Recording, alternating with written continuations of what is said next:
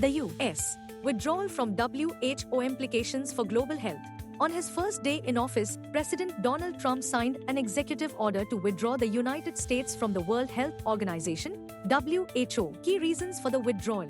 Trump criticized WHO's delayed response to the pandemic and its handling of China's accountability in the initial stages of the outbreak. The administration accused WHO of being overly influenced by certain member states, including China. Financial burden. The U.S. contributes the highest assessed membership dues, ranging between $100 to $122 million annually, and nearly $1.3 billion in voluntary funding in 2022 to 2023.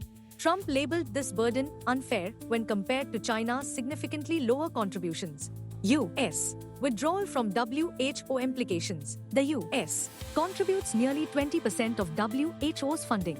Losing this would severely impact the organization's ability to support health programs, including vaccine development, eradication of diseases like polio, and pandemic preparedness. Program disruptions in developing nations. WHO aids various global health programs, including India's immunization and disease surveillance efforts. Reduced funding could hinder these initiatives, particularly in low-resource countries. Loss of expertise. The withdrawal would sever collaboration between WHO and U.S. institutions like the CDC, which are instrumental in global health surveillance and response. U.S. withdrawal from WHO challenges.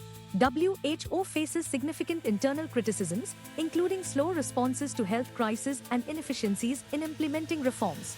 While funding cuts may exacerbate these issues, experts argue that constructive engagement rather than withdrawal is a better strategy to drive meaningful reform within the organization.